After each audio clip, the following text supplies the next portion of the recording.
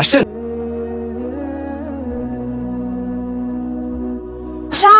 কোথায় পড়তে আসো? আশাকে ডাকবেন না ম্যাডাম, আশা খুব রেগে আছে, সকাল থেকে না খেয়ে আছে। কি বলেন, খায়নি কেন? বউ আসেনি তো, বউ আসেনি, রান্নাও হয়নি, এই জন্য না খেয়ে আছে। আপনি না রান্না করেন ওর জন্য? বুয়ার খাবার না অ্যালাউড না? কিন্তু ম্যাডাম আজকে না আমার শরীরটা ভালো না, এই জন্য রান্না করতে পারিনি। তবে ম্যাডাম আপনি যদি আমাকে রান্না একটু হেল্প করতেন, মানে রান্নাঘরে গিয়ে আমার সাথে থাকতেন, তাহলে আমি রান্নাটা করতে পারতাম। কি বলছেন আপনি? আমি কেন আপনার বাসার রান্নাঘরে গিয়ে রান্না করতে যাব? না না, আমি পারবো না। ম্যাডাম এমন করছেন কেন? খুবই সিম্পল ব্যাপার, মানে আপনি আমি দুজনে মিলেমিশে রান্না করলাম, তারপর আমরা সবাই মিলে খেলাম, মানে একটা পিকনিক পিকনিক ভাব হয়ে গেল। ম্যাডাম খুবই মজা হবে। দেখেন, আমি এখানে স্টুডেন্ট পড়াতে আসছি, পিকনিক করতে আসি নাই। আমি আপনাকে কোনো হেল্প করতে পারবো না, আপনি কিছু মনে করবেন না প্লিজ।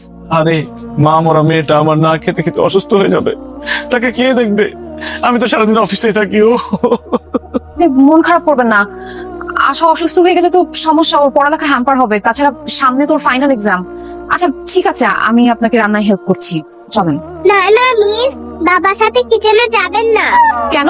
বাবা তোমার হাত ধরবে। আচ্ছা ফালতু কথা বলবে না। তুমি কিভাবে জানো আমি রান্না করে গেলে তোমার ম্যাডামের হাত ধরবো? কারণ তুমি রান্না করার সময় বুয়ার হাত ধরতে। বাবা রান্না করার সময় বুয়াদের ডিস্টার্ব করতো, বাবা তোমারও হাত ধরবে। কত বড় মিথ্যাবাদী! আই চুপ করেন আপনি, বাচ্চারা কখনো মিথ্যা কথা বলে না। ছি, ছি, ছি, ছি। আমি আপনার মেয়ের টিচার, আমাকে নিয়ে আপনি এসব ভাবেন? ছি। আশা চলো, পড়তে চলো। ম্যাডামকে রান্নাঘর পর্যন্ত নিয়ে যেতে পারলে রান্না করতে করতে ম্যাডামকে পড়াই ফেলতে পারতাম।